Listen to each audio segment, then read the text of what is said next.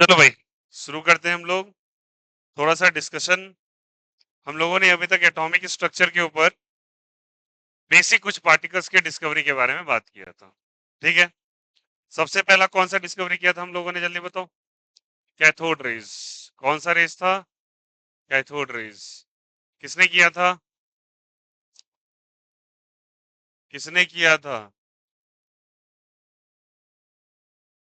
हर class में एक ऐसा बच्चा होता है जो आउट स्पोकन होता है बट वो गलत बोलता है।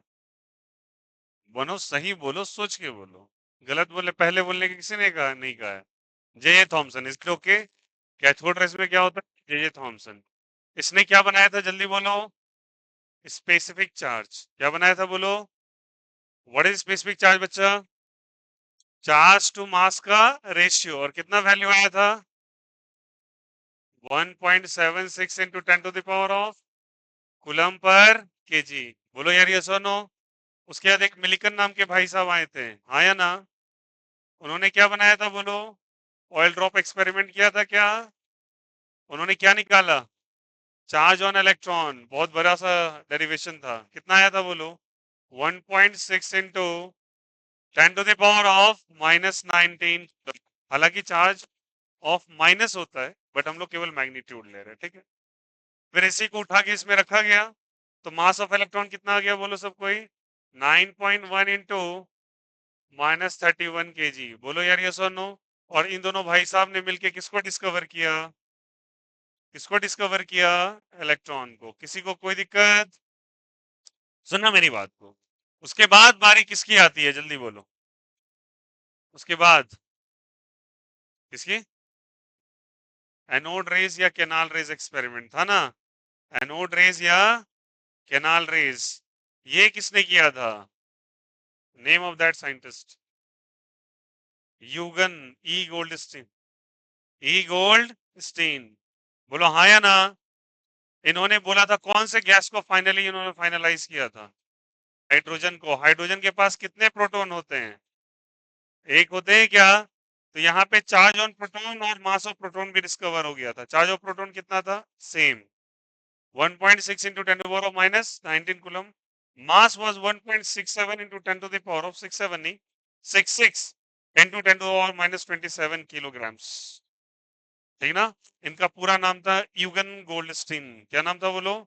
Eugene Goldstein. बट इसको सुधार करके मैंने लिखा था। मैंने कहा था इन्होंने पॉजिटिव चार्ज पार्टिकल के ऊपर काम किया, एनोड रेस के ऊपर।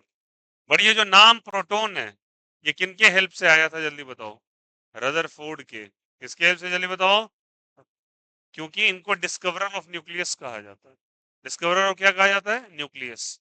इन्होंने डिस्कवर किया था किसको, जल्दी बताइए। न्यूक्लियस को।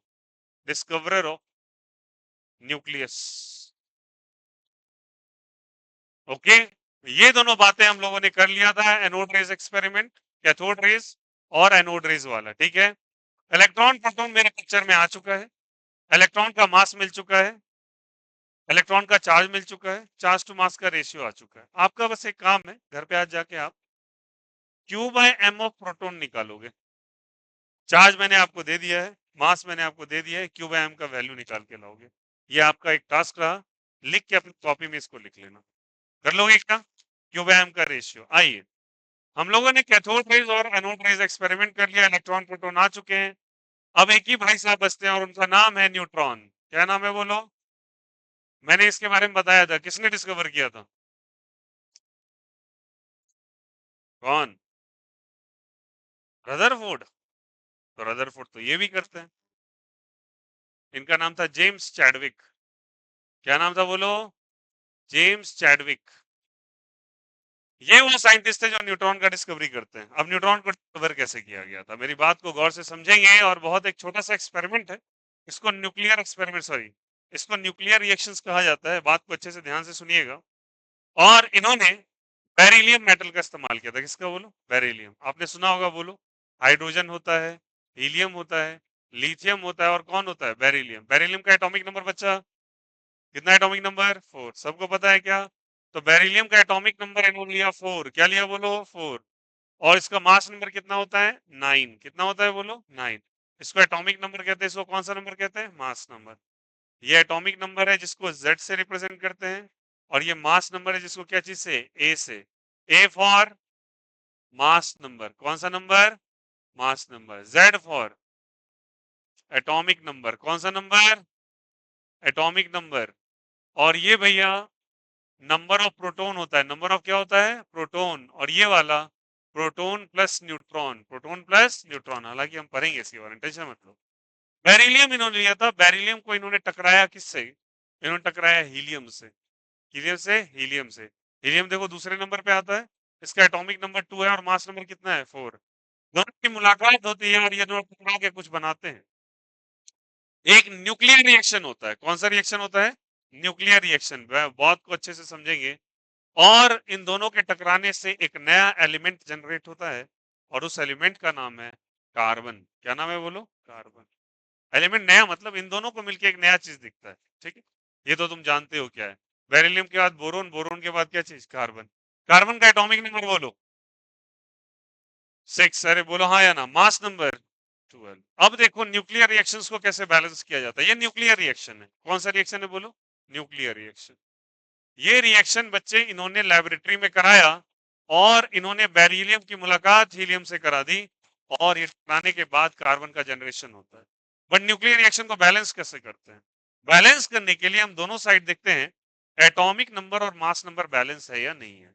चलिए समझते हैं इस बारे में। नीचे कितना नंबर लिखा है बच्चा, यहाँ कितना लिखा है, 4 2 6, कंफर्म हो गया। ऊपर बोलो 9 और कितना बोलो 4, 9 और 4 13, 13 में यहां से कितना आ गया बोलो 12, एक बचा ना। नीचे तो कंप्लीट है, 4 2 6 कंप्लीट है, बट 9 और 4 कितने बताओ 13, बट ऊपर क्या लिखा है 12।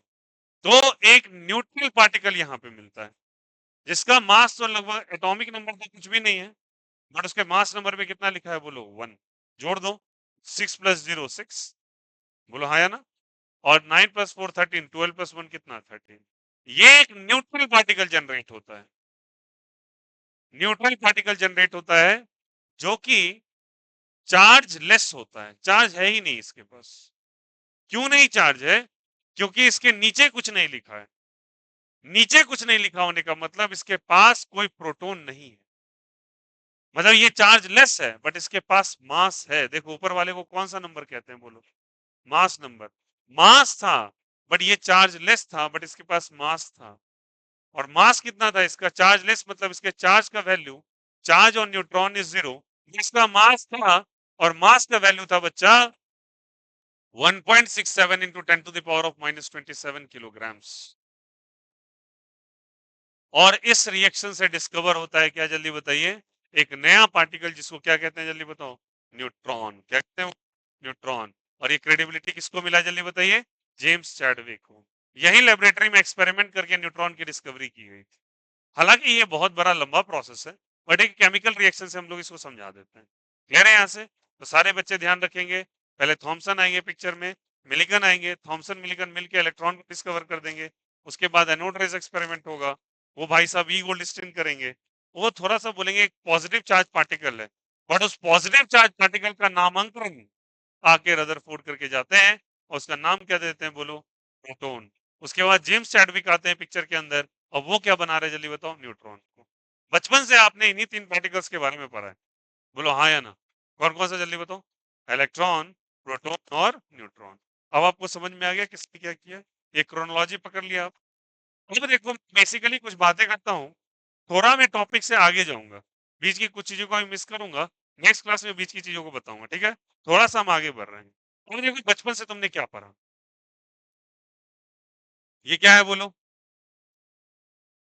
सेल है, क्या है बोलो, सेल। ठीक, सेल के सेंटर पार्ट में क्या होता है बच्चा, क्या होता है बोलो, न्यूक्लियस। ये है न्यूक्लियस, अग्री कर रहे हो क्या। न्यूक्लियस के अंदर 2 भाई रहते हैं, कौन कौन 2 भाई रहते हैं जल्दी बोलो, न्यूट्रॉन और प्रोटॉन। न्यूट्रॉन किसने डिस्कवर किया, प्रोटॉन किसने किया, ई गोल्डस्टीन। क्या बताओ, ई गोल्डस्टीन। और इनके चारों तरफ जो पार्टिकल घूम रहे थे, चली गई, ठीक है। इसके चारों तरफ जो ये है बच्चा, इसको कहते हैं शेल। क्या कहते हैं इसको, शेल।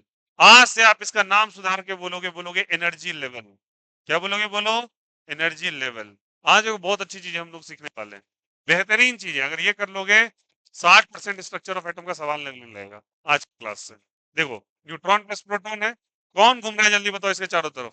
इलेक्ट्रॉन। ये चक्कर काट रहा है, ये बचपन से पढ़ते आ रहे हैं और हम ऐसा मान लेते हैं कि ऐसा ही है, बट सच में ध्यान रखना ऐसा नहीं है। It's a totally scam. ये एक्चुअली ऐसा नहीं होता, बट मोटे तौर पे ऐसा ही पढ़ाया जाता है, ठीक है। अगर ऐसा पढ़ाया जाता है तो उसको चलो प्रूफ कर देते हैं थोड़ा, फिर इसमें लिमिटेशन ढूंढेंगे ऐसा क्यों नहीं है। तो ओवरऑल अभी ये एक्सपेरिमेंट कंफर्म नहीं हुआ, क्योंकि अभी न्यूक्लियस की डिस्कवरी बची हुई है जो कि रदरफोर्ड करेंगे आके। उसके बाद इसको किसने बनाया तो बोर आके बताएंगे। फिर एक क्वेश्चन हम लोग दो तीन पढ़ने वाले हैं, जैसे प्लैंक्स क्वांटम थ्योरी पढ़ेंगे, उसके बाद हम लोग पढ़ेंगे हाइजेनबर्ग प्रिंसिपल, उसके बाद बॉस प्रिंसिपल पढ़ेंगे, लास्ट में आपके आएगा श्रोडिंगर वेव इक्वेशन। बहुत अच्छा इक्वेशन है वहां पे, वहां जाके पता चलता है एटम दिखता कैसा है।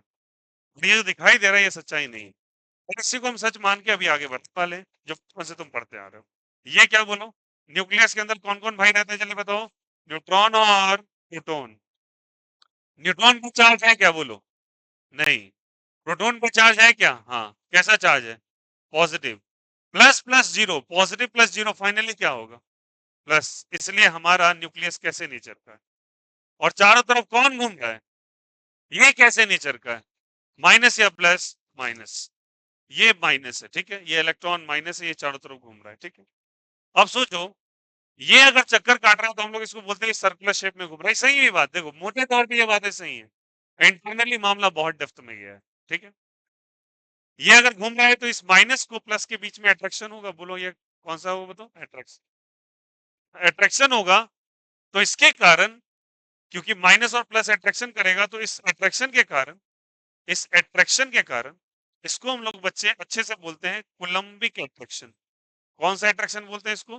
कुलम्बिक अट्रैक्शन, ठीक है।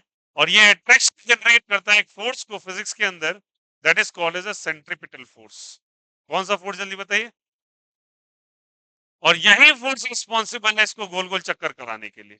अब ये कितनी बात है डेप्थ में है नहीं है, जब सर्कुलर मोशन पढ़ेंगे वहां पे पढ़ेंगे, फिलहाल तो हम केमिस्ट्री पढ़ रहे हैं तो केमिस्ट्री पे हम ध्यान देते हैं। बट यही कुलम्बिक अट्रैक्शन रिस्पॉन्सिबल है इसको गोल गोल घुमाने के लिए। अब चलिए थोड़ी सी बातों को डेप्थ में समझते हैं। आपने बचपन से यही पढ़ा कि जब कभी इलेक्ट्रॉन रहता है तो गोल गोल चक्कर काटता रहता है। क्या काटता रहता है? गोल गोल चक्कर काटता रहता है। अगर वो गोल गोल चक्कर काट रहा है तो एक बात बताओ मुझे, if it is circulating in a sorry certain shell, और ये गोल चक्कर काट रहा है, तो सोच के बताओ मुझे, कुछ कुछ बातें बताना और बोलना मैं गलत हूं या सही हूं। आप मुझे बताओगे ये प्लस है ये इलेक्ट्रॉन है, ठीक है। एक मिनट रुक जाना थोड़ा सा बस।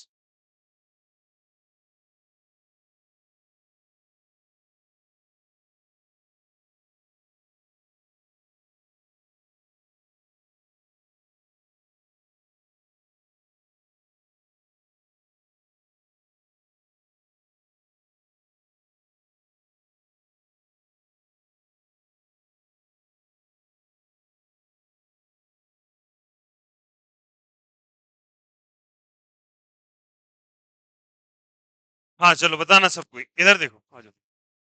वो थोड़ा फाइल भर गया था कंप्यूटर का, देखो यहाँ से इलेक्ट्रॉन, ये तुम बोले। अब तुमसे जो बात पूछने जा रहा हूँ गौर से सुनना। ये अगर घूम रहा है गोल गोल चक्कर लगा रहा है, तो एक बात बताओ, इसका न्यूक्लियस से इस इलेक्ट्रॉन का एक सर्टेन डिस्टेंस होगा क्या? अरे एक सर्टेन डिस्टेंस पे घूम रहा होगा, जिसको रेडियस कहते हैं, सर्कल का रेडियस। अरे हाँ या ना? तो मैं तुमसे पूछता हूँ कितने दूरी पे ये घूम रहा है, क्या ये बता पाओगे तुम? अरे घूम रहा है तो सर्कल है ना। तो मैं पूछता हूँ इसका रेडियस होगा, हाँ या ना? बस यस और नो में जवाब देना। रेडियस पॉसिबल है? यस और नो? अगर ये घूम रहा है, तो अगर घूम रहा है तो इसके पास स्पीड भी होना चाहिए। तो इसका स्पीड को या वेलोसिटी को मैं टेंजेंट के डायरेक्शन में रिप्रेजेंट कर सकता हूँ। सर्कुलर मोशन का ये रूल होता है। तो इसके पास स्पीड होगा। थोड़ा और जाओ तो बच्चे इसको वेलोसिटी भी बोल सकते हैं, बट ये कहना थोड़ा सा एब्सर्ड होगा। बट मान के चलो स्पीड और वेलोसिटी इसके पास होगी, मानते नहीं मानते? चलो, अब अगर ये घूम रहा है तो बताओ सोच के, फ्री का घूम रहा होगा क्या? अगर घूमने के लिए थोड़ी ताकत तो लगेगी।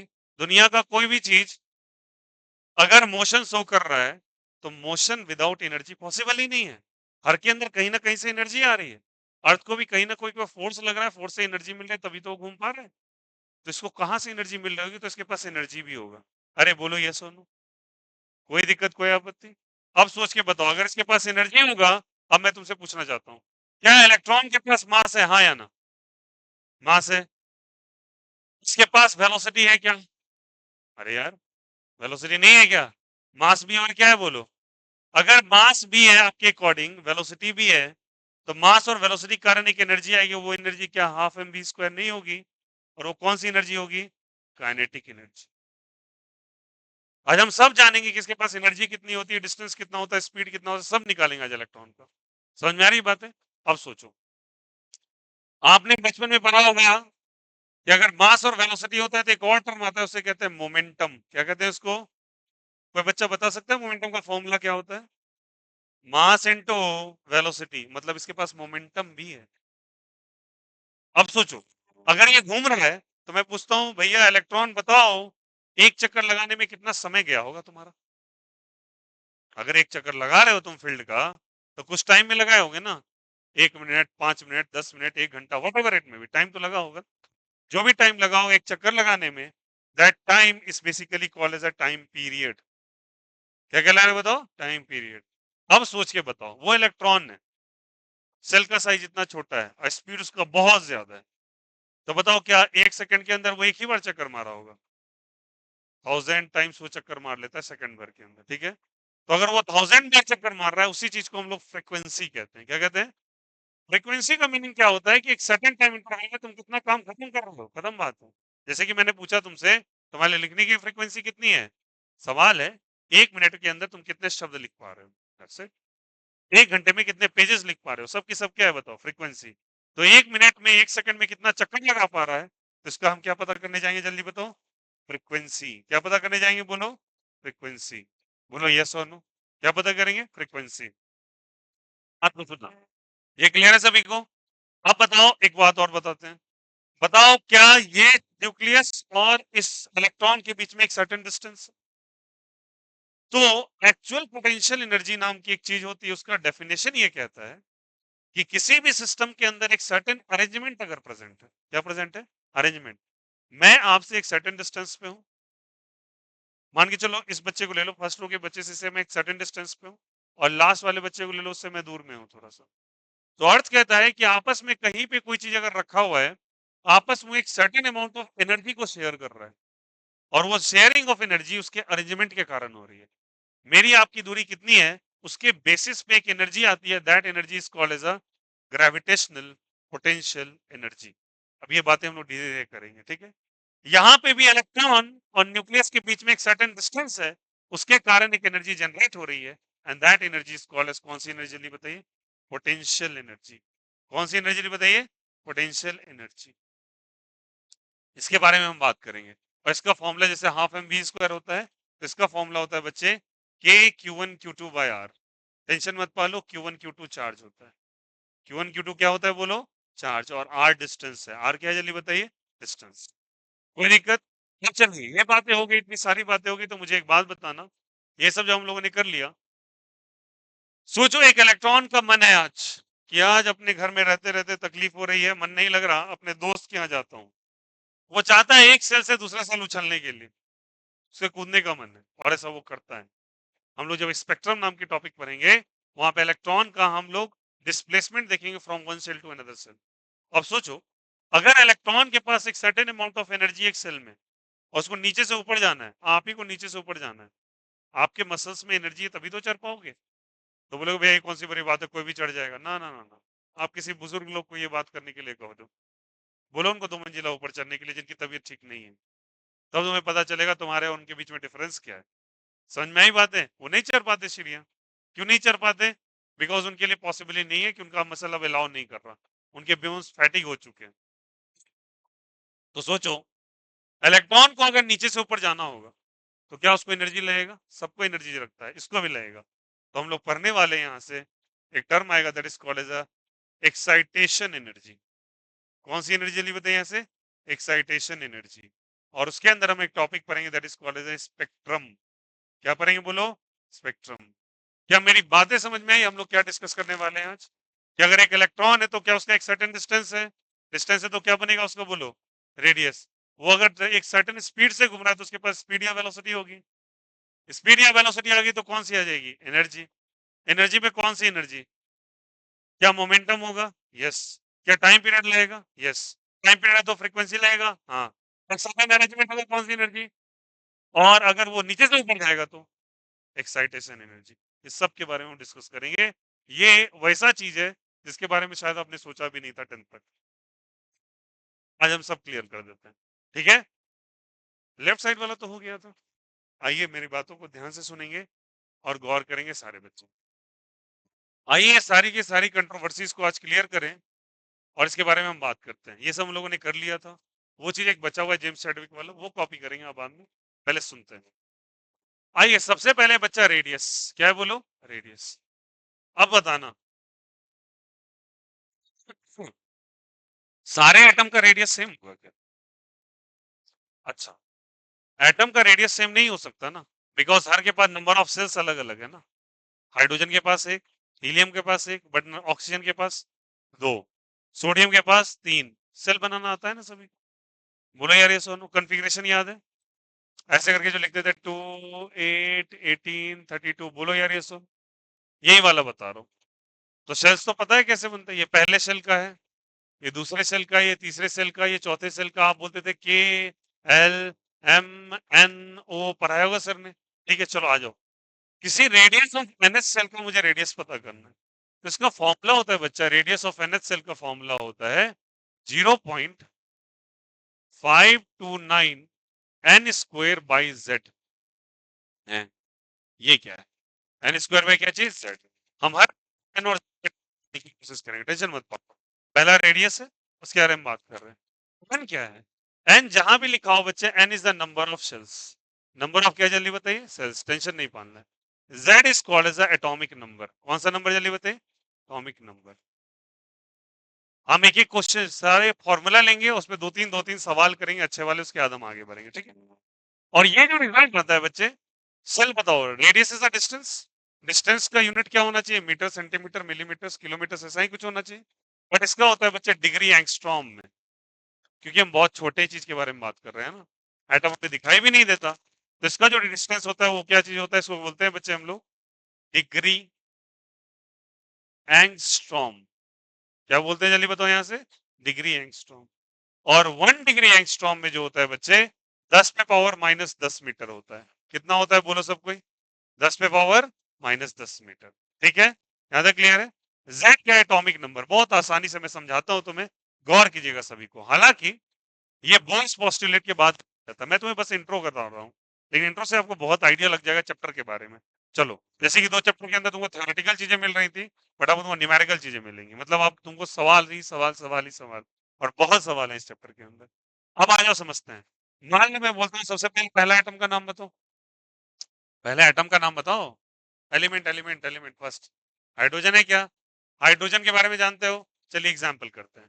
हाइड्रोजन का बच्चा जल्दी बता दो, एटॉमिक नंबर बोलो जल्दी से। 1 सबको पता है क्या? चलिए, जेड का वैल्यू तुमने बताया 1 पक्का। नंबर ऑफ सेल कितने होंगे इस भाई साहब के पास, जल्दी बोलो। नंबर ऑफ सेल कितना होगा? चलो, इसका एटॉमिक नंबर कितना है बोलो, 1। नंबर ऑफ सेल 1, एक ही होगा। अब मैं पूछता हूं, पहले वाले इलेक्ट्रॉन का न्यूक्लियस से डिस्टेंस कितना है? कैसे बनाए होगे तुम हाइड्रोजन? और पहले अभी बच्चे हो तुम लोग, धीरे धीरे समझेंगे। इलेक्ट्रॉन है, ये क्या बोलो, न्यूक्लियस।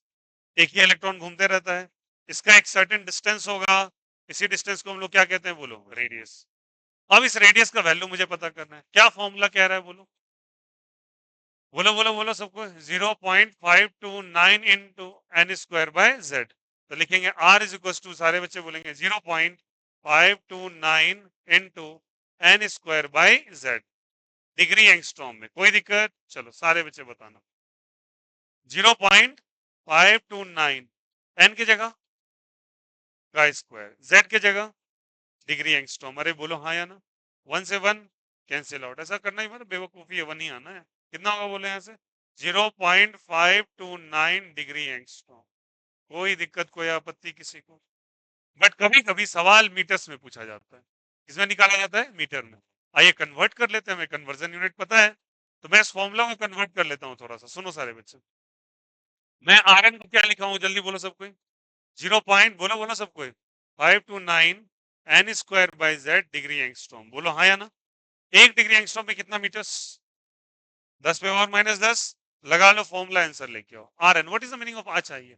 आर एन मल्टीप्लाई मत करना, ये सबस्क्रिप्ट में लिखा हुआ है। सबस्क्रिप्ट का मतलब होता है थोड़ा नीचे करना। सुपरस्क्रिप्ट सबस्क्रिप्ट पढ़ा होगा सबने कंप्यूटर में थोड़ा बहुत, वही सबस्क्रिप्ट है ये, ठीक है।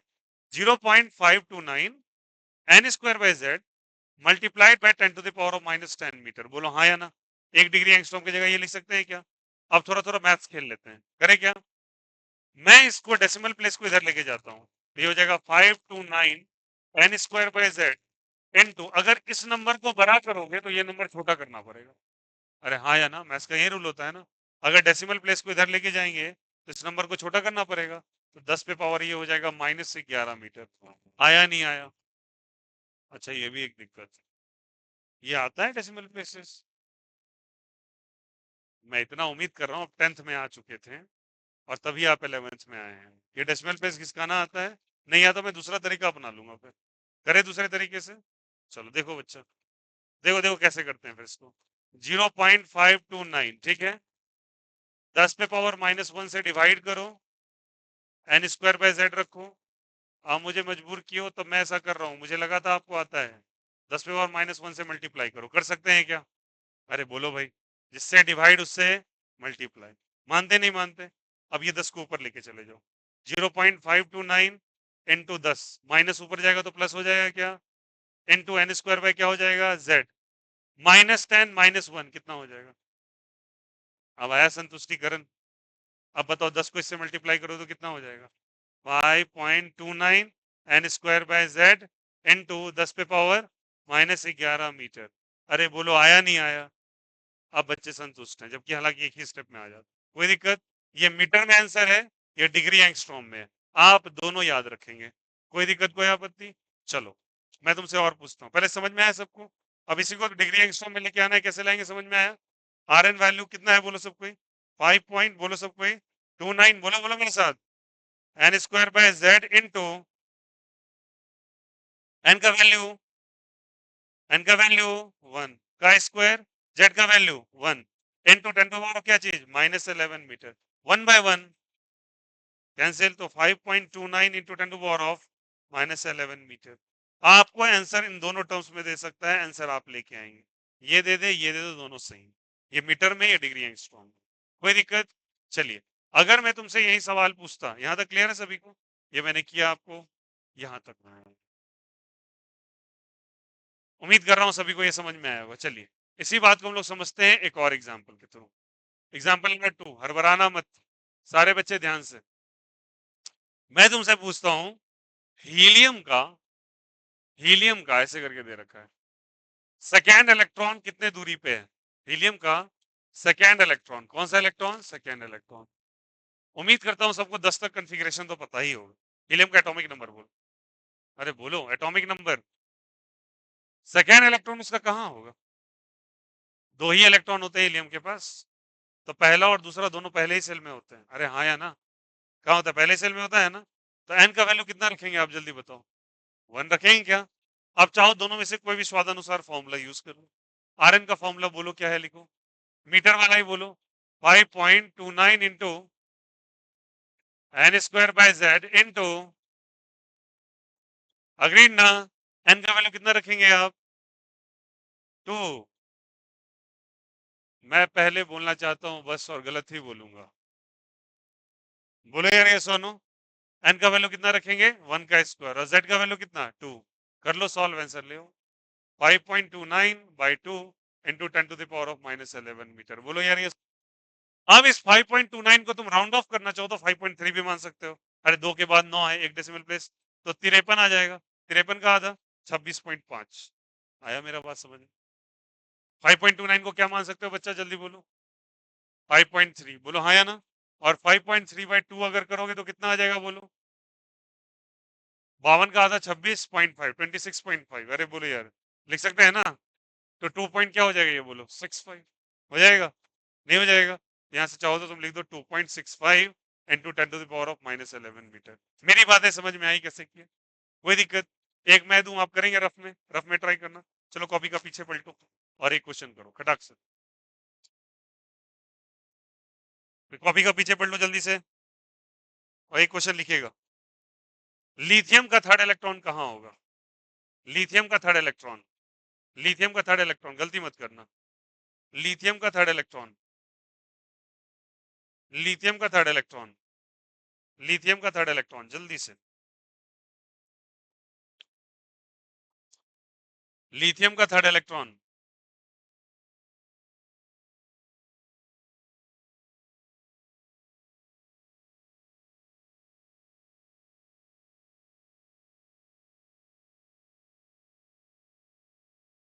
एटॉमिक नंबर बताओ लिथियम का, 3, वेरी गुड। थर्ड इलेक्ट्रॉन कहाँ होगा उसका? सेकेंड सेल, बहुत अच्छा, वेरी गुड। सेकेंड सेल में होगा ना थर्ड इलेक्ट्रॉन, लिखो लिखो जल्दी करो, सॉल्व करो।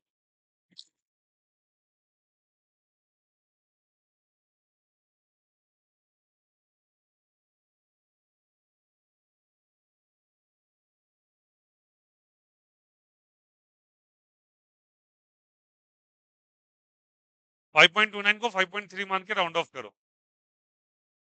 आप फ्रैक्शन में भी आंसर ला सकते हो, मुझे डेसिमल में नहीं चाहिए, फ्रैक्शन में ही दे दो मुझे, मल्टीप्लाई करके फ्रैक्शन में बोल दो। हो गया? कितना है? 7.06, 7.06 है बच्चा, कोई बात नहीं, आप फ्रैक्शन में भी आंसर कर सकते हो। कितना है? 6.89 लाया आपने, एक पॉइंट से 7.06 ला रहा है।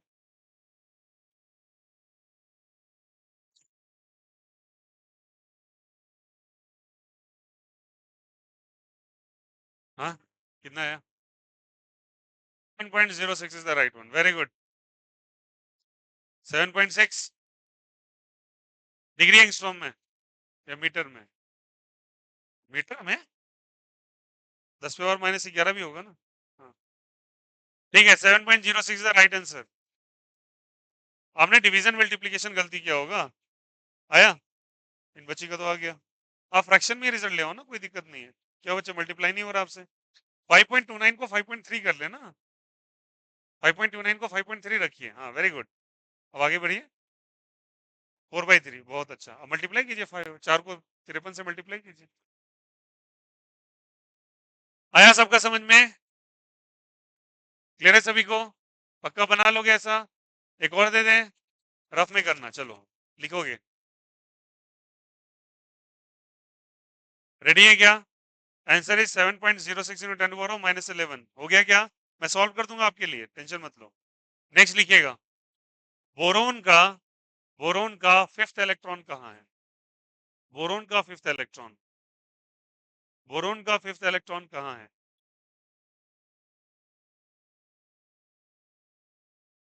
Hydrogen, helium, lithium, beryllium, boron. Boron का फिफ्थ इलेक्ट्रॉन, हड़बड़ाना नहीं है, आराम से बनाओ। फिफ्थ कहाँ होगा, कौन से शेल में होगा? सेकेंड सेल में, वेरी गुड, 2,3 सेकेंड सेल में होगा ना। एन का वैल्यू 2 ही होगा ना, 2,3 तीसरे पे आ गया सेकेंड।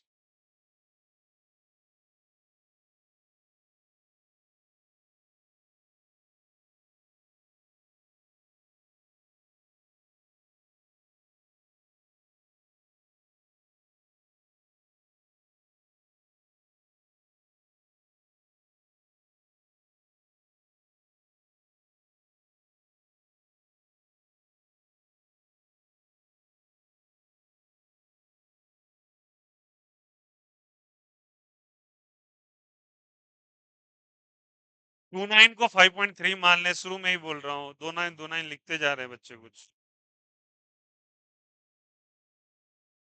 4.23 इंटू 10 और -11, गुड वन। आया? कितना लाए? Very good, 4.23। अब चलो आगे पीछे डेसिमल हो सकता है यार। कितना है? 4.23, 24 आ रहा है, राउंड ऑफ किया होगा। वही ठीक है, देख डेसिमल प्लेस के बाद ओके, मिल जाता है आंसर। आ गया क्या? 4.23 इंटू 10 पावर ऑफ -11 या 4.2 इंटू 10 पावर -11 आया क्या? सबका आ गया इस बार, गारंटेड। चलो फटाफट कॉपी करो, पहले ये, फिर एटॉमिक रेडियस, पहले बीच वाला फिर लेफ्ट साइड, फर्स्ट ये करोगे। करो कॉपी, पहला करो copy first, followed by this the second and followed by third. ये एग्जांपल्स हैं। चलिए जल्दी से कॉपी करेंगे, सब कुछ हम कंप्लीट करेंगे।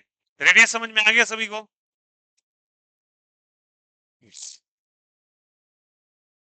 कॉपी दिस जल्दी, और बनाना नहीं है, करो कॉपी आराम से।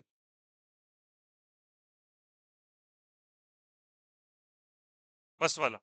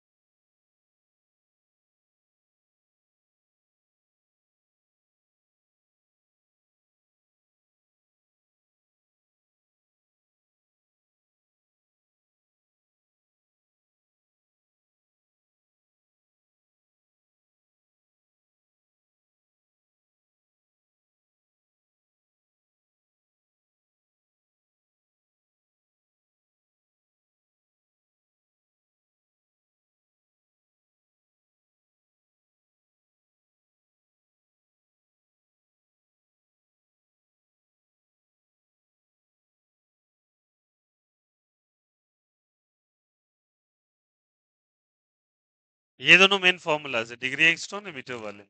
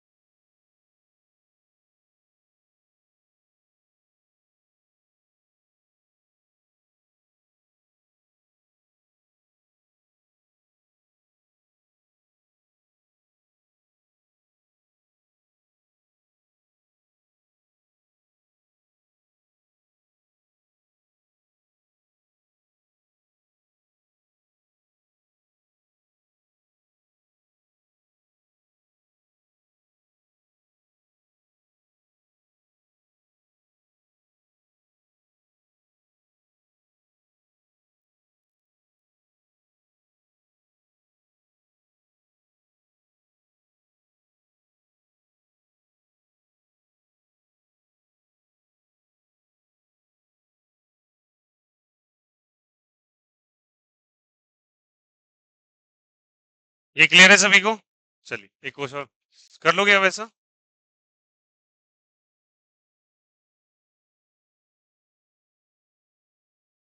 रेडियस ऑफ हाइड्रोजन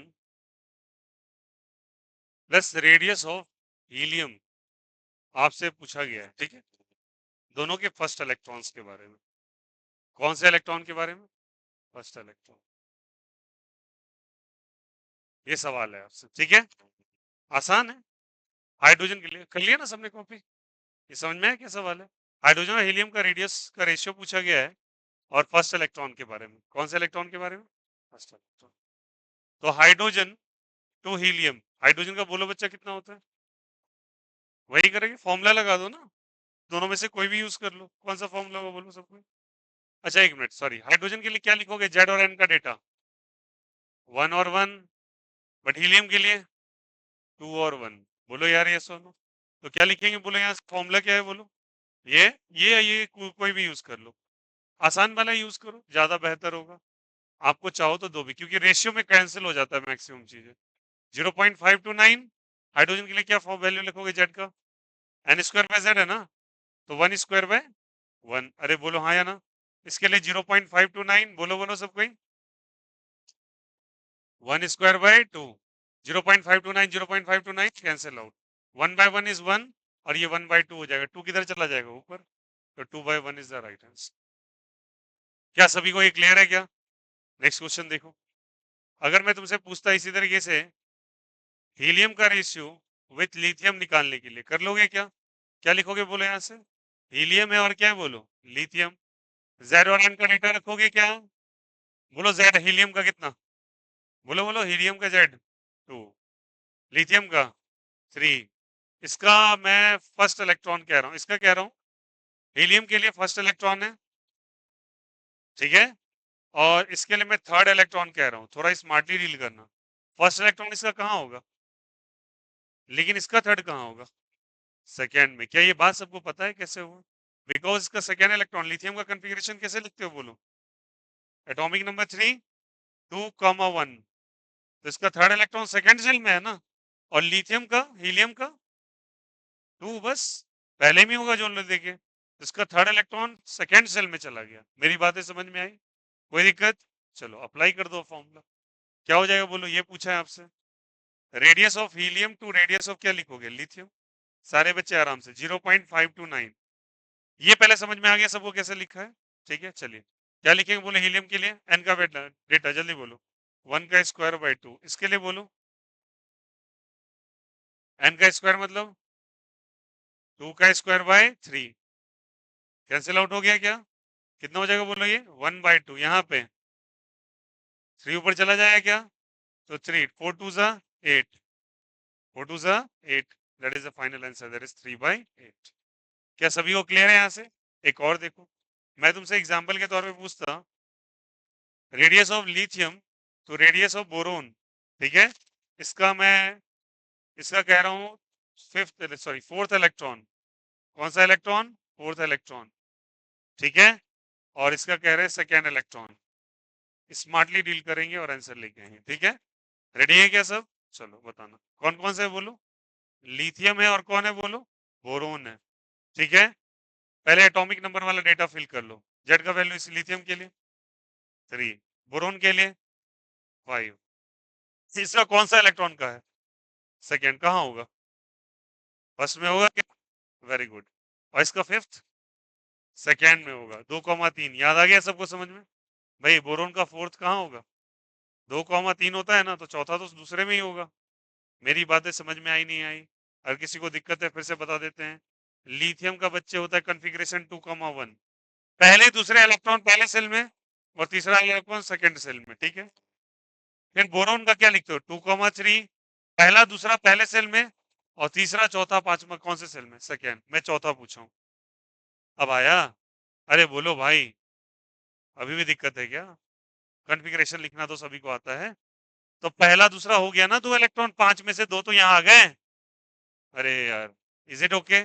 फिर तीसरा किस में गया, तीसरा चौथा पांचवा। तो चौथा पूछा है तो चौथा कौन से सेल में, सेकेंड सेल में। अब क्लियर हुआ? बात समझ में आई नहीं आई? ऑनेस्टली झूठ मत बोलना, पक्का क्या? इसका पहला लोग फिर से रिकॉर्ड कर देते हैं, पहला दूसरा, ठीक है। फिर क्या लिखेंगे बोलो, तीसरा चौथा पांचवा। आपसे कौन सा पूछा गया, फोर्थ, कौन से सेल में? पहला सेल ये है के वाला, ये एल वाला, ये के वाला, ये एल वाला। अब आया? क्लियर है सभी को? ठीक है, बढ़े आगे। अभी कुछ बच्चे कंफ्यूजन में, बेटा आपको कोई कंफ्यूजन है क्या? ब्लैक शर्ट, क्लियर है? और कोई वॉइस में क्लियर है क्या? चलो बढ़ते हैं आगे, लिखते हैं। लिखे क्या, कैसे फिल किया, तो क्या लिखेंगे बोले यहाँ से, लिथियम टू क्या लिखेंगे, बोरोन। क्या लिखेंगे बोलो, 0.529। एन की जगह 1 का स्क्वायर, अरे बोलो हाँ या ना, हमेशा से डब्बे बना के लिख लो, गलती नहीं होगा, बाई 3। फिर क्या लिखेंगे बोलो यहाँ से, 529। फिर क्या लिखेंगे बोलो, 2 स्क्वायर बाय 5। ये कैंसिल आउट हो जाएगा क्या, ये कितना आ जाएगा बोलो, 1/3। यहाँ पे 4/5, 5 किधर चला गया ऊपर, 4 3 जा 12 आंसर। किसी को कोई दिक्कत, कोई आपत्ति? कैसे कर रहे हैं समझ में आया सभी को, गारंटीड? कर लो कैसा, चलो। रेडियस वाले सवाल आपसे बन जाएंगे फॉर श्योर। क्लियर है सभी को? बहुत आसान है ऐसा कॉन्फ़िगरेशन लिखना। चलो मैं तुमसे एक पूछ लेता हूँ, तुम करो ट्राई, पहले रफ में आंसर निकालो। लिखाओ, रेडियस ऑफ बोरोन है बाय रेडियस ऑफ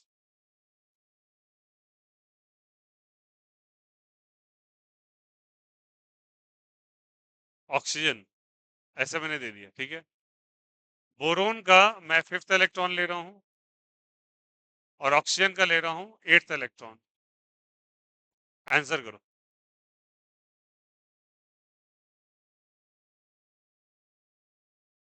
एक का फिफ्थ, एक का एट्थ है। कॉन्फ़िगरेशन तो आता होगा, उम्मीद करता हूँ सभी को भाई, बेसिक्स तो सबसे क्लियर है।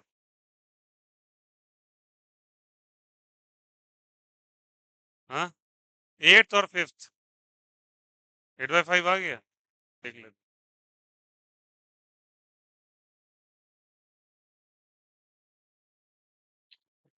मैंने ऑक्सीजन का 8th इलेक्ट्रॉन पर आपको नंबर ऑफ सेल्स निकालने हैं, इलेक्ट्रॉन का नंबर कितना है।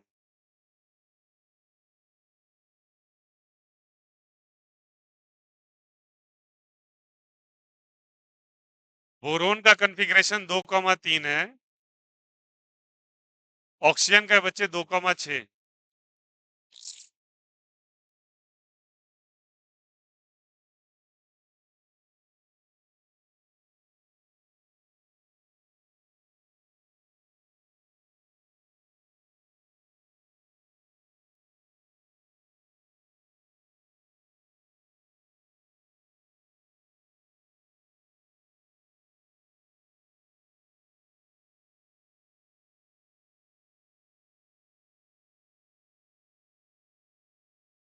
हो गया।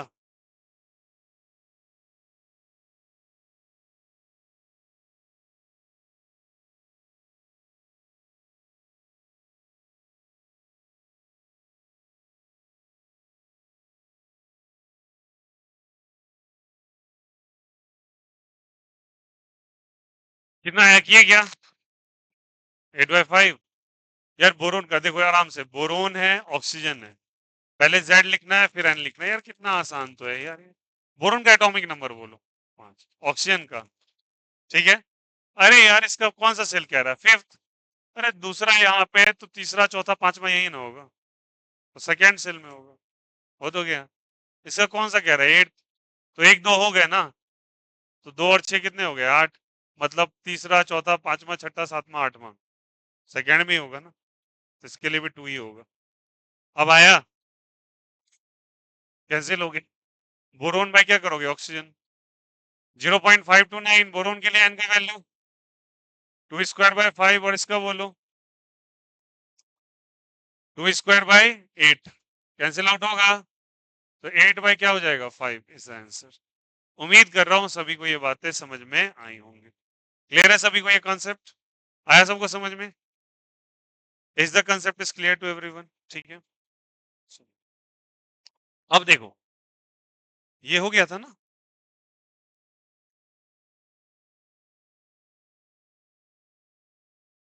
अब आपसे क्या कहा, मेरी बात को ध्यान से सुनिएगा, कुछ कन्वर्जन आप पहले समझ लो, उसके बाद हम सवाल करेंगे। 1 डिग्री एंगस्ट्रॉम में मैंने कितना बोला, बोलो। एक आता है बच्चे 1 nanometre, 10⁻⁻⁹ metre. 1 picometres, 10⁻⁻12 metre.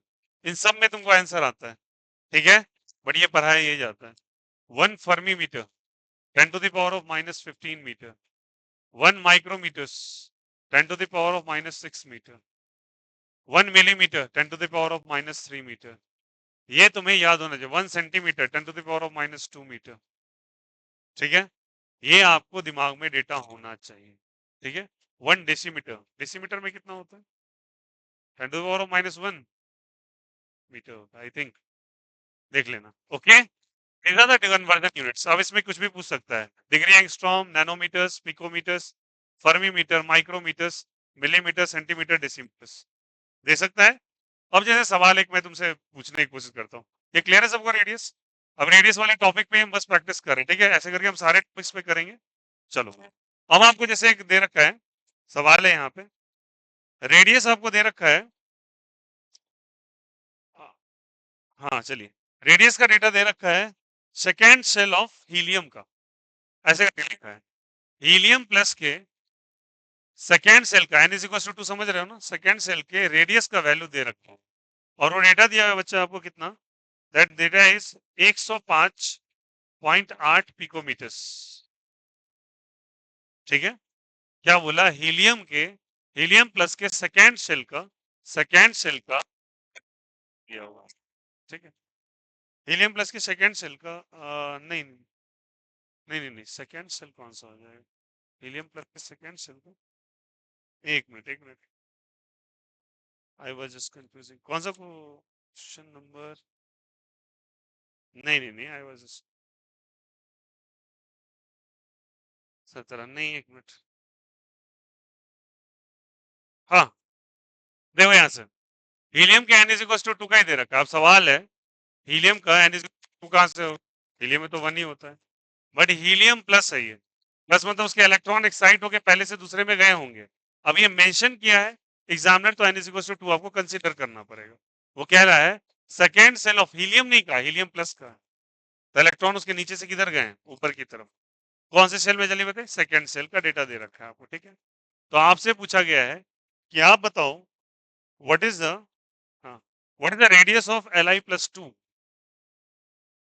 Li+2 का रेडियस बताना है आपको। किसका रेडियस बताना है जल्दी बताइए, Li+2 थर्ड ऑर्बिट, इसके थर्ड ऑर्बिट का।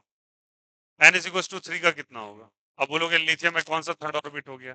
बच्चा यहाँ पे +2 प्लस लगा के उसने बताया इलेक्ट्रॉन नीचे से किधर जा रहा है, ऊपर की तरफ, ठीक है। तो क्या कहा, सवाल समझ में आया यहाँ से। अगर हीलियम प्लस के n=2 का डेटा अगर इतना है, तो लिथियम +2 के n=3 का डेटा कितना होगा। ये क्वेश्चन आपसे दागता है। अब ये मत सोचिएगा एब्सोल्युटली कि लिथियम में 3 कहां से है। हाँ, वो एक्साइटमेंट स्टेट दिया, इसका आयोनिक स्टेट डाला है वो। आया समझ में? बहुत आसान है। बताओ हीलियम का एटॉमिक नंबर, आराम आराम से करेंगे। सॉल्यूशन का मेथड सेम है। हमारे पास दो चीजें हैं, कौन कौन से बोलो सब कोई, हीलियम प्लस और लिथियम+2, अग्रीड ना। एटॉमिक नंबर बोल दो, एटॉमिक नंबर तो नहीं बदलने वाला ना। 2 और इसका 3। इसके कौन से सेल का चर्चा सवाल में किया है, आप अपने मन से मत जाना। सवाल में कौन से चर्चा, सेकेंड किया है। और लिथियम का कौन सा चर्चा कर रखा है, रख दो ना था। अब आया समझ में, जो पूछा है वही रखो। चलिए अब बात करते हैं, what is the formula of radius. 0.529 into n²/z, degree angstrom में दे रखा है, डिग्री क्या चीज में दे रखा है, एंगस्ट्रॉम। कोई दिक्कत, ये दिया हुआ है। अब मेरी बात को अच्छे से समझना, यहाँ पे डिग्री एंगस्ट्रॉम में दे रखा है ये चीज। अब आर का वैल्यू क्या दिया हुआ आपको, जल्दी बोलो सबको। 1058 कौन सा मीटर, पिकोमीटर। कौन सा मीटर, पिकोमीटर। अब सवाल है कि मेरे को क्वेश्चन तो पिकोमीटर में डाला है और हमको पता है डिग्री एंगस्ट्रॉम, बट ये रिलेशन पता है। तो क्या करेंगे बताओ, पिकोमीटर यहाँ दिख रहा है क्या, यहाँ डिग्री एंगस्ट्रॉम दिख रहा है क्या। इसको कन्वर्ट करने का सबसे बेस्ट तरीका सुनो, 1 डिग्री एंगस्ट्रॉम में कितना मीटर है बोलो, चेक। 1 पिकोमीटर में 10⁻⁻12 मीटर दे रखा है क्या, मेरी बात को अच्छे से समझिएगा। डिवाइड इट, लिख दो और डिवाइड कर दो, मीटर से मीटर ये ऊपर चला जाएगा क्या, 10⁻−10 + 12 हो जाएगा क्या, 1 डिग्री एंगस्ट्रॉम बाय 1 पिकोमीटर हुआ। सबसे अच्छा डिवाइड कर दो, जिसको लेना है उसको 2 को डिवाइड करो। तो 1 degree angstrom by 1 picometre is equal to 10⁻2। अरे बोलो हाँ या ना, cross multiply. 1 degree angstrom is equal to 10⁻2 picometre. समझ में आया कैसे निकाला, अरे बोलो हाँ या ना, कर सकते हो क्या ऐसा। तो हम लोगों ने यहाँ पे ऐसे करके निकाल, is the concept is clear. अब देखो आ गया, मेरी बात को ध्यान से समझेंगे। दे रखा है ना यहाँ से, अब क्या लिखेंगे बोलो, यहाँ से 0.529 इंटू n² क्या चाहिए, जेड। 1 डिग्री एंगस्ट्रॉम में कितना पिकोमीटर, तुम्हारा फॉर्मूला पिकोमीटर में आ गया। लो, अरे आया नहीं आया, समझे बात को। जैसे कल के दिन तुमको बोल देता कि माइक्रोमीटर्स में दे रखा है, तो इसको इससे डिवाइड करो, आंसर आ जाएगा। आया समझ में कैसे करना है, बस डिवीजन करना आना चाहिए, आ गया। अब देखो आर का वैल्यू कितना दिया है, बोलो बोलो बोलो बोलो बोलो, ऐसे 5.8 पिकोमीटर्स दे रखा है यहाँ से। एन का वैल्यू कितना दिया है बोलो सब कोई, एन का वैल्यू हीलियम के लिए, हीलियम के लिए 2 बाई कितना लिखेंगे, 2 इंटू 10⁻2 लिखेंगे क्या, इंटू पिकोमीटर्स दे रखा है यहाँ से, तो 105.8। अच्छा एक मिनट, एवरीथिंग इज गिवन ना, लिथियम का पूछा है ना यहाँ से, n²/z। Question n is given ना, लिथियम आपसे पूछा है। एक मिनट, क्वेश्चन ही मेरे को गलत लग रहा है कुछ, क्वेश्चन गलत नहीं, लिथियम+2 17 नंबर, ओके। आर नॉट का डेटा, आर नॉट का डेटा बजा दो वहां से। ओ सॉरी, एक मिनट एक मिनट एक minute, sorry sorry sorry sorry, देखो यहाँ से देखो, एक मिनट ध्यान रखना, एक गलती किया बच्चा डेटा, सुनो यहाँ समझो। आंसर पिकोमीटर में मांग रहा है, डिग्री एंगस्ट्रॉम में नहीं मांगा है। देखो यहाँ से क्या करना है, ये लिखा आपने, ठीक है, मेरी बात को ध्यान सुनिएगा। मैं लिखूंगा यहाँ से आर का वैल्यू कितना है, जल्दी बोलो यहाँ से 0.529। अब एक बात बताओ, मेरे को आंसर किस में पता है, डिग्री एंगस्ट्रॉम में पता है, आंसर आप प्लस में पूछा हुआ है। तो अब क्या करना है यहाँ पे 0.529 इंटू एन स्क्वायर में क्या चीज दे देगा, जेड डिग्री एंगस्ट्रॉम में, अग्रीड और नॉट दे रखा है। अब मुझे डेटा पूछा गया है, वो पूछा है मुझे, आंसर पिकोमीटर्स में दिया है, तो करना क्या है, आर लिखो यहाँ से। मुझे ये वैल्यू नहीं मालूम है, तो इसको तुम कुछ आर नॉट मान लो, मतलब एक कांस्टेंट वैल्यू, या फिर तुम कोई मान लो कांस्टेंट के, अग्रीड। इनटू क्या लिखेंगे बोलो, एन स्क्वायर बाय जेड। अब इसको यहाँ पे लिख लो अपने मन से, पिकोमीटर्स में ही है, ठीक, कर लिया ऐसे। अब आर का वैल्यू कितना दिया है बोलो, आर का वैल्यू कितना दिया है, 105.8 दिया हुआ है यहाँ से, इनटू के, इनटू हमको पिकोमीटर्स में आंसर है, ठीक है, इस कारण से मैं कर रहा हूँ यहाँ पे। एन का वैल्यू कितना है बोलो, एन का वैल्यू हीलियम के लिए 2 का स्क्वायर, ये कितना हो जाएगा 2 इंटू पिकोमीटर, आ गया क्या। अब कितने, 2 से 2 कैंसिल आउट हो गया, तो क्या लिखेंगे 105 पॉइंट क्या लिखेंगे 8 के इंटू 2 पिकोमीटर, अरे बोलो हाँ या ना। अब बताओ क्रॉस मल्टीप्लाई कर दो, के का डेटा आ जाएगा ना, तो के का वैल्यू कितना आ जाएगा बोलो, 105.8 बाय 2, हाँ या ना। Is the concept is clear सभी को। तो के का वैल्यू पिकोमीटर्स में आ गया क्या, कोई दिक्कत। जो मैंने ये डेटा 0.529 मैंने तो क्या कर दिया बताओ, यहाँ से के मान लिया, ठीक है। अब बताओ मुझे पिकोमीटर्स में आंसर निकालना है, तो बताओ किसके लिए पूछा है मेरे लिए, लिथियम के लिए। तो लिथियम के लिए कैसे निकालेंगे, लिथियम के लिए फॉर्मूला बताओ, आर इज इक्वल टू, इसको भी मान लेंगे के, बोलो यार क्या लिखेंगे बोले यहाँ से, एन स्क्वायर बाय जेड। अब आंसर क्या चीज में लाना है, पिकोमीटर में। के का वैल्यू कितना आया है, बोलो बोलो, 105 पॉइंट क्या चीज, 8 बाय 2 करोगे क्या। एन का वैल्यू कितना है इसके लिए, 3 का स्क्वायर, और ये कितना लिखोगे 3, 3 से 3 क्या हो गया, कैंसिल हो। तो कितना आ गया बोलो यहाँ से, R is equal to 105.8 multiplied by 3/2।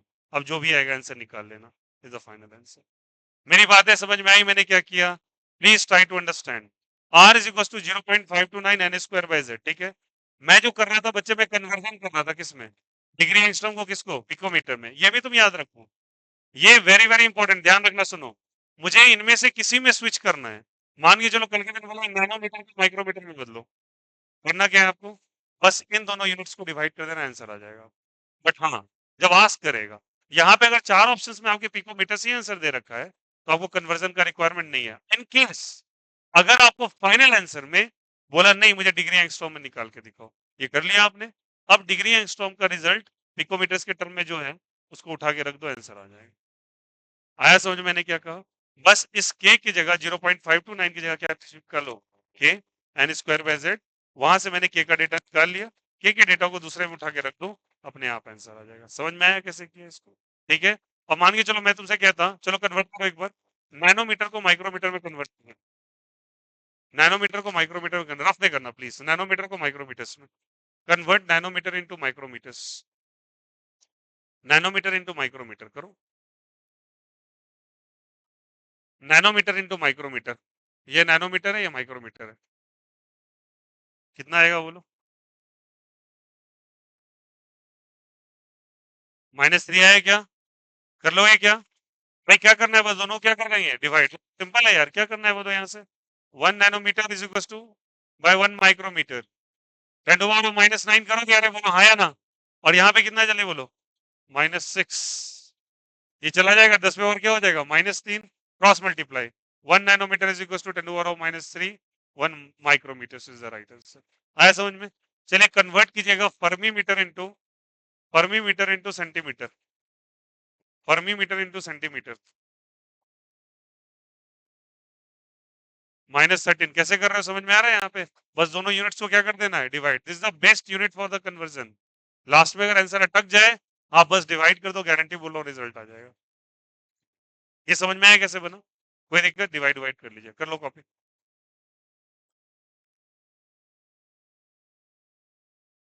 इसको प्लीज बना के बॉक्स में बंद कर लीजिएगा, डेटा बहुत इंपॉर्टेंट है, इस पूरे चैप्टर में आता है बार बार।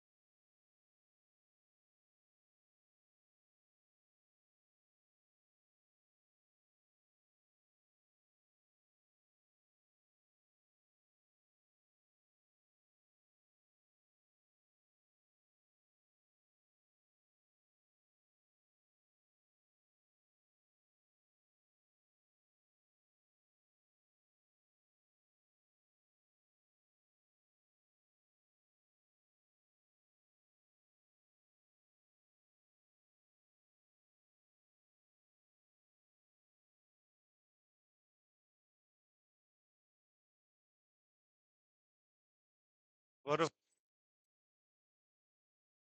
ये जो है यहाँ पे फोटो स्टेट देखे, शारदा फोटो स्टेट, उसी के यहाँ, बस वहीं पे सत्तू एसबीआई पुराना वाला है ना, के सामने बड़ा सा दुकान है। हाँ बस यही बगल में, यही नहीं, नहीं नहीं, उसके आगे, वो पुराना वाला एसबीआई, पुराना एसबीआई के सामने, यहाँ पे क्वेश्चन पेपर लेते हैं, उसको पता है, समझ जाएगा।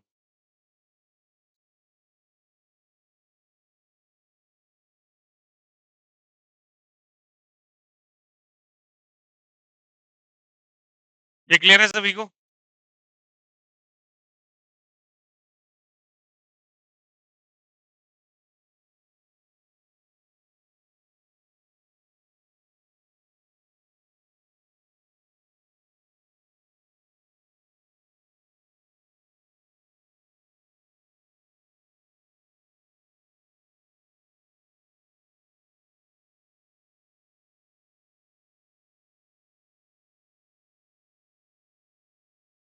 ये वाला सवाल समझ में आया कैसे हुआ है?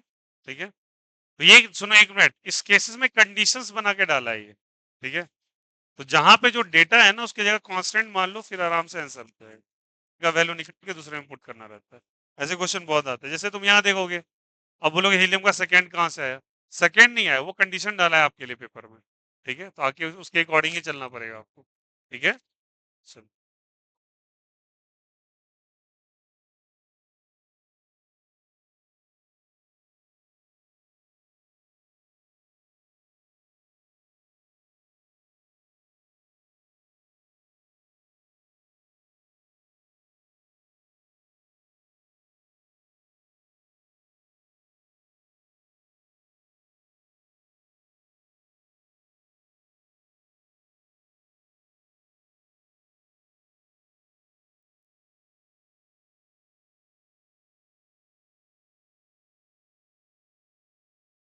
उम्मीद करता हूँ सबको एटॉमिक रेडियस क्लियर हो रहा हो, कॉन्सेप्ट समझ में आया सभी को? ना तो क्वेश्चन इज, एक आपसे पूछेगा बोर्स एटॉमिक रेडियस क्या होगा, ठीक है, हालांकि बोर एटॉमिक मॉडल अभी उन्होंने पढ़े नहीं है, बट इन केस पूछता है, तो बोर्स एटॉमिक रेडियस का एकमात्र केस है कि आपको z का वैल्यू 1 के लिए मानना है, कितना मानना है z का 1, क्योंकि बोर्स केवल हाइड्रोजन एटम के बारे में बात करता है, ठीक है, तो z का वैल्यू कितना मानना है 1, तो आपसे पूछेगा थर्ड बोर एटॉमिक मॉडल कितने का है, सॉरी, बोर एटॉमिक रेडियस का डिस्टेंस वैल्यू कितना है फॉर थर्ड सेल के लिए, तो z का वैल्यू कितना मानना है आपको 1, z फिक्स है। अब n का वैल्यू वो चेंज करके 2 दे दे, 3 दे दे, 4 दे, वॉट एवर इट में भी उठा के रखते रहो, समझ में आ गई बातें? तो लिखिएगा नेक्स्ट क्वेश्चन, हो गया क्या ये सबका? लिखिएगा, बोर्स एटॉमिक रेडियस, लिखो यहां से, Bohr's atomic radius, Bohr's atomic radius, Bohr's atomic radius, Bohr's atomic radius, Bohr's atomic radius,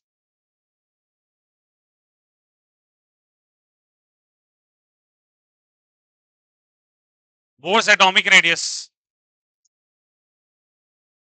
Z का वैल्यू 1 के बराबर आपको रखना है हर केस में, कितना रखना है जेड का वैल्यू 1, तो क्या फॉर्मूला बन जाएगा बोलो खुद ही, आर का वैल्यू कितना बन जाएगा बोलो यहाँ से 0.529 into N square by Z की जगह कितना रखना है 1 डिग्री एंगस्ट्रॉम में, तो आंसर आ गया, R is equal to, R N is equal to 0.529 into क्या हो गया N square in degree angstrom, बस जेड का वैल्यू कितना रखना है 1। अब मैं तुमसे पूछता, सेकेंड बोर ऑर्बिट कितने का है, समझ में आ गई ना बातें, ऑर्बिट कितने का होगा बोलो खुद ही, R N is equal to N का वैल्यू बस रखना है, कितना रखोगे बोलो 0.529, सेकेंड बोर ऑर्बिट समझे ना, एन का वैल्यू कितना रखोगे 2, 2 का स्क्वायर कर लो डिग्री एंगस्ट्रॉम, तो 0.53 मान लेते हैं इसको, मल्टीप्लाइड बाय 4, 4 3 जा 12, 4 5 जा 20, प्लस 1 21, 2.12 डिग्री एंगस्ट्रॉम। आया सबको समझ में कैसे करना है? आपसे मैं पूछ लेता थर्ड बोर ऑर्बिट क्या करते बोलो, एन का वैल्यू 3 रखते क्या, तो आर एन बराबर 0.529 इंटू डिग्री एंगस्ट्रॉम में आता क्या 9 कर लोगे, इसको 0.53 मान लो इंटू 9 कर लो, 9 3 जा 2 in hand, 9 5 45 to 47, 4.77 degree angstrom, as simple as that. आया समझ में? जेट का डेटा कितने के बराबर पुट करना है? बस 1 और पुट करते चल जाओ, कर लो कॉपी।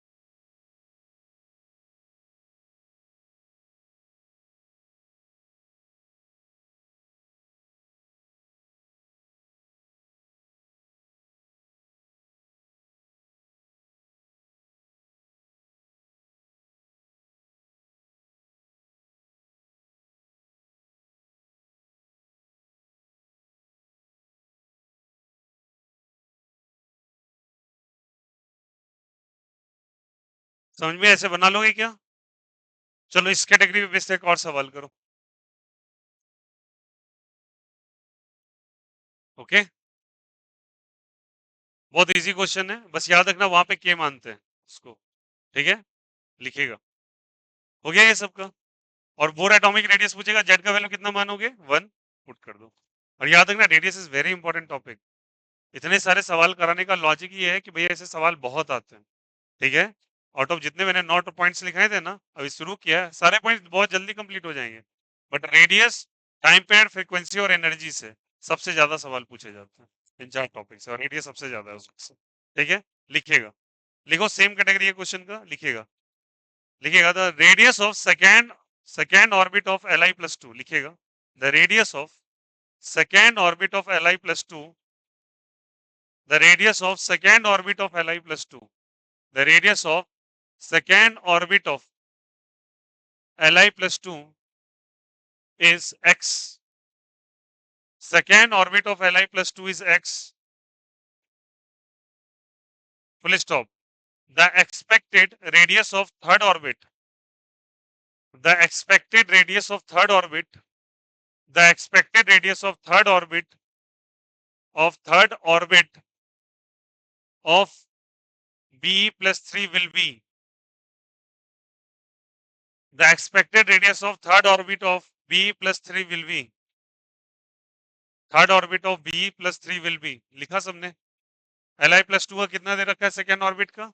x, तो b प्लस 3 का पूछा है, करते हैं। What is the formula? जल्दी बोलो, बोलो बोलो फॉर्मूला बोलो।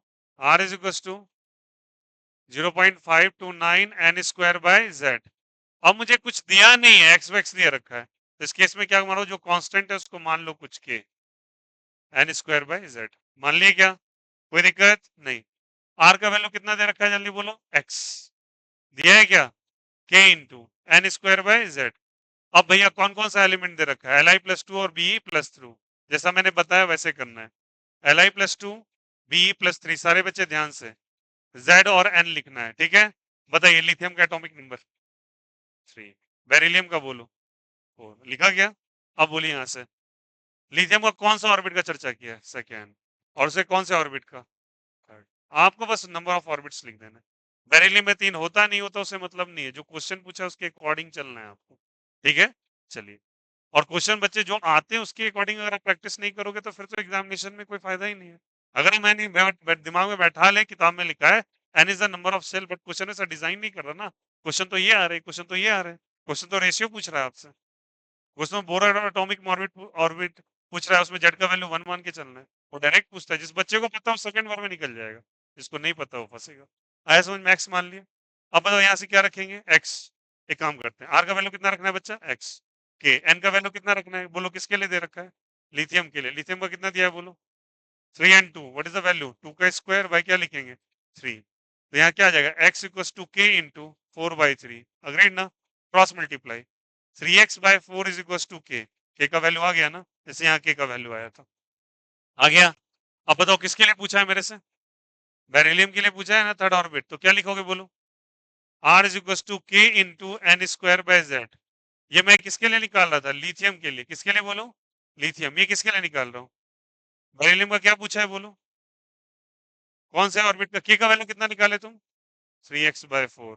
What is the value of n for beryllium? तो 3 का स्क्वायर करेंगे क्या? What is the value of z? 4। कर देंगे क्या? 3 का स्क्वायर कितना? 9। 9 3 जा 27x, 4 4 जा 16। आया समझ में कैसे करना? यही क्वेश्चन है सेम। देखो अब ये क्वेश्चन पूछा गया आपसे नीट पीवाईक्यू में, ठीक है, और ये ऐसे करके क्वेश्चन डाला है। सेम क्वेश्चन को देखा कैसे ट्विस्ट किया है उन्होंने। बस उसने क्या किया, नंबर ना दे करके एक्स दे दिया, और इसने क्या किया, नंबर डाल दिया। सेम पैटर्न है पेपर का। आया समझ में? ये नीट का पीवाईक्यू है, जेई का है वो। देखिए पेपर का ट्राई करता है वो लोग जानबूझ के। चलो करो। और ऐसे पेपर आप पहले से नहीं लगा के जाओगे तो वहां तो गलती करोगे ना। चलो करना। वहां भी ये लड़ने लगेंगे बेरिलियम में थर्ड ऑर्बिट कहां से आ गया। सोचते रहिए, सवाल डिजाइन करके वो तो निकल जाएगा पूछ के आपसे।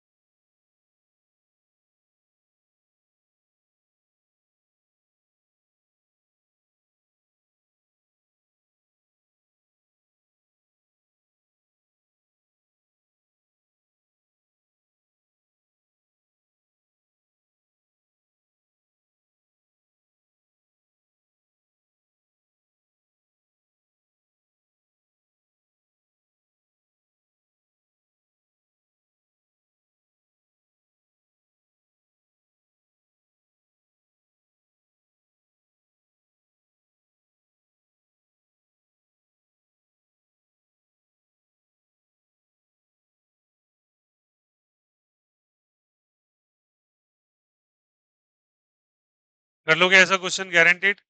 अब बताओ एटॉमिक रेडियस में कोई गलती, कोई दिक्कत किसी को? Is the formula is clear? सारे बच्चे सारे कंसेप्ट आप समझ लो। आपसे सवाल में इन में से कोई भी पूछ सकता है वो कन्वर्जन यूनिट। अगर पूछे तो भैया डिवाइड करके आंसर निकाल लेना, ठीक है। आपसे इस ग्राउंड पे क्वेश्चन पूछ सकता है, कोई कांस्टेंट का डेटा निकाल के दूसरे में सब्स्टिट्यूट करना रहता है, ठीक है। तो इस तरीके से जाना है उसको लेके। और नॉर्मल सवालों में डायरेक्ट फॉर्मूला चिपको आंसर लेके आओ। अब बोलोगे दोनों में से कौन सा फॉर्मूला हमको यूज करना चाहिए? डिपेंड कर रहा है सवाल क्या पूछा है उससे। बट मैक्सिमम केसेस में डिग्री एंगस्ट्रॉम पे ही आंसर आ जाता है, मैक्सिमम केसेस में। इन केस आपसे पूछ लिया मीटर माइक्रोमीटर्स, तो आप उसको कन्वर्ट करके ले आए, वो भी मैंने आपको लिखा दिया। एटॉमिक रेडियस में कोई दिक्कत, कोई आपत्ति? इसी तरीके से बच्चे आपका टाइम होता है, बट इसमें थोड़ा टाइम गया क्योंकि पहला टॉपिक था। अब हम लोग नेक्स्ट क्लास के अंदर टाइम पीरियड, फ्रीक्वेंसी, एनर्जी सब कर लेंगे एक बार में। Is it okay? ठीक है। एक बात बच्चा जान लो, जिन बच्चे का भैया प्लीज 7 days एंड प्लस हो गया है क्लास का, वो कल अपना एडमिशन एश्योर कर देंगे। Assure, not an extension of a single day. कोई बर्दाश्त नहीं हुआ ये बात का। आप कल एडमिशन करवा के ही कंफर्म करो, और कल के कल, परसों भी नहीं। जिनका 7 days प्लस हुआ है, मैंने ये बात मैंने बता दी, ठीक है। ध्यान दो। चलो bye bye, take care, have a nice day. Instalments नहीं, एडमिशन कराना है। Instalment is not, I will not ask for the instalment.